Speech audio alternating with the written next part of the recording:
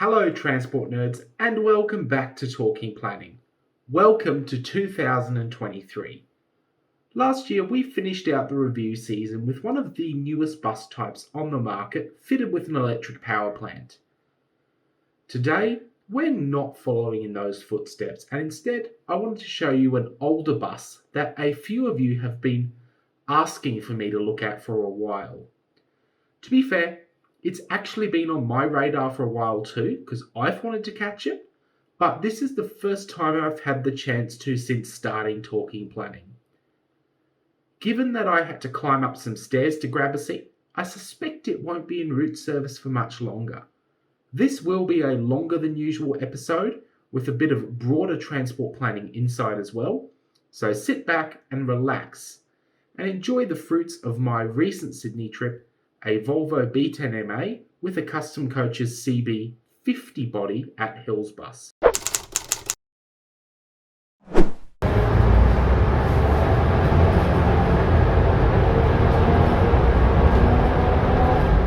Having climbed up the steps and headed for the back of the bus, we make our way out from the front of the QVB building on a 607X bound for Bella Vista.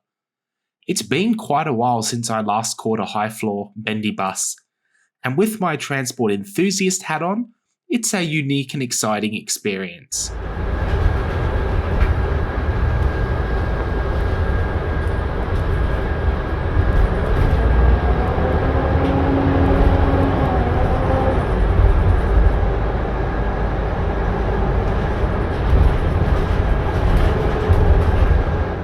Apart from these Hillsbus Arctics, which I remember catching last in 2019, I caught a high-floor bendy bus on a uni trip to Singapore, but on a more regular basis, the last time I was catching high floors was back when Brisbane Transport still had B10M Mark III Arctics, which were retired over a decade ago now.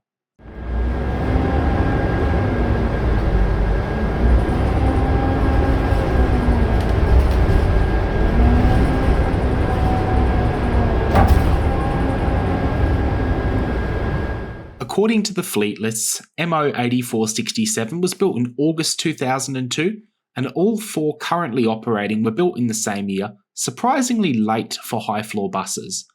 By late 2002, most operators were already ordering low-floor buses, including Westbus, later Hillsbus, which at the time was taking delivery of Volvo B7 RLEs.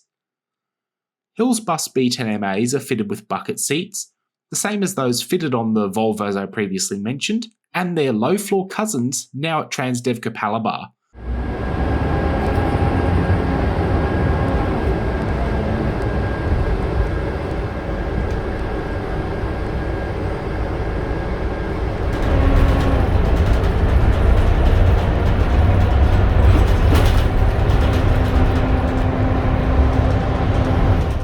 They're quite firm and have a thin layer of foam and blue fabric covering a plastic frame, but the seats get the job done.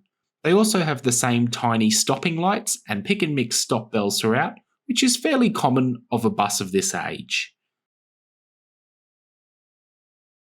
These buses are some of the last Volvo B10Ms to be built and delivered worldwide, so in terms of specification, they are a bit more advanced than some of their older relatives.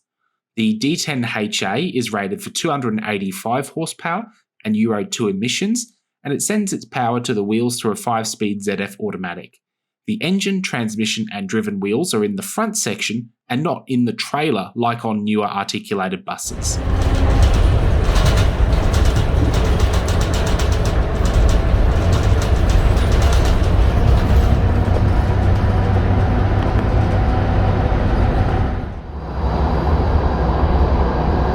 These specs come from the description of a Sydney Transport Films clip linked below, as I couldn't find manufacturer specs after a solid Googling session.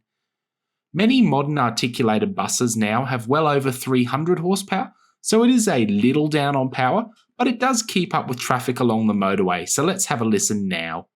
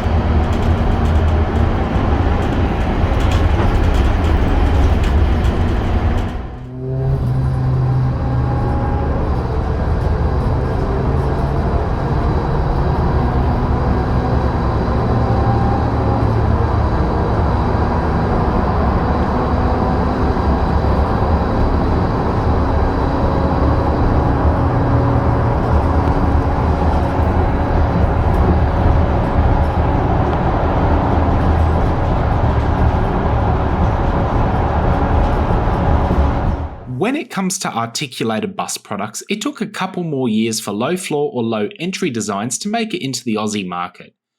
Models like the Volvo B10LA and B7LA, along with Mercedes Citaro Arctics, gained popularity throughout Europe, but most Aussie operators didn't feel that these were suitable for local conditions.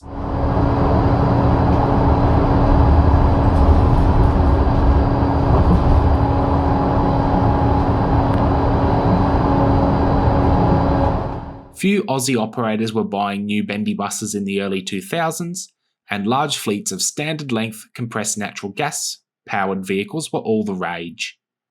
By 2005 though, that started to change and State Transit took delivery of its first Volvo B12 BLEAs. The industry found a product that they were happy with, and from then on, I think every articulated bus delivered in Australia has either had a low floor, low entry layout or combo floor design.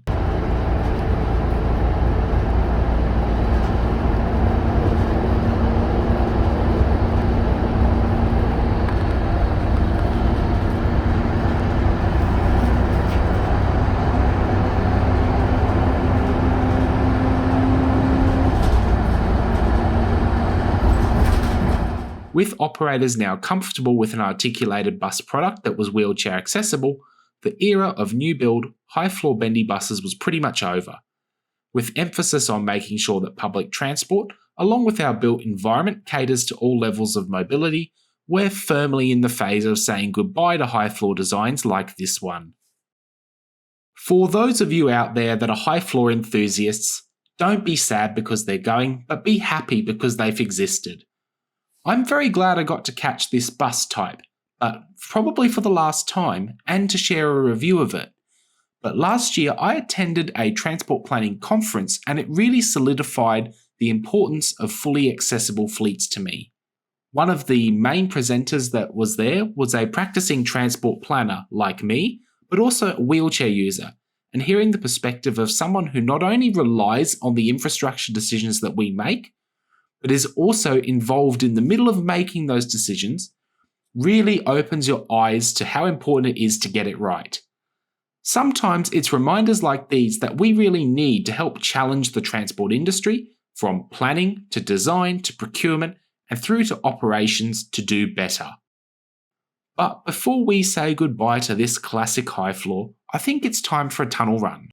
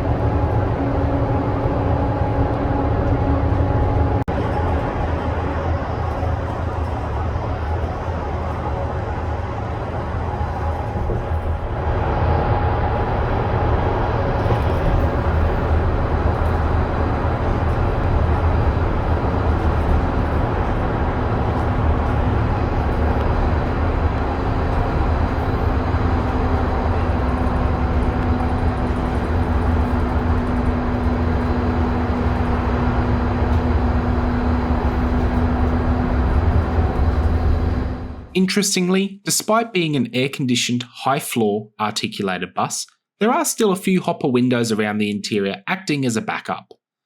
There are 2 aircon units, one in the front and one in the trailer, and with a high floor, there's less space to cool, so this bus stays nice and chilly on a hot day.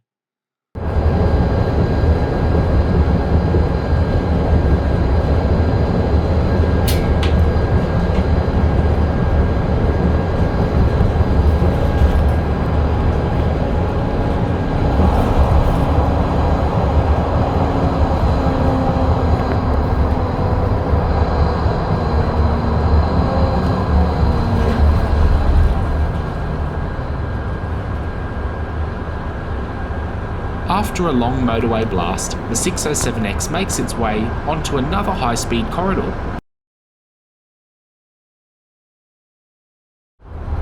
The Northwest T-Way, which we utilise from near the M7 junction up to Bella Vista.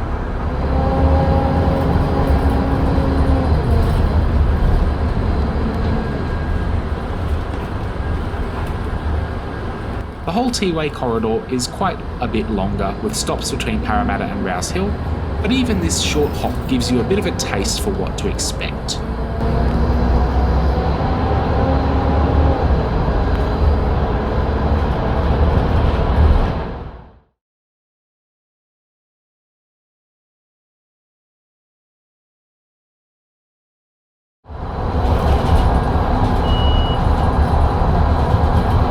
That being said, all journeys must come to an end eventually, so it's time to jump off this bus and let it depart.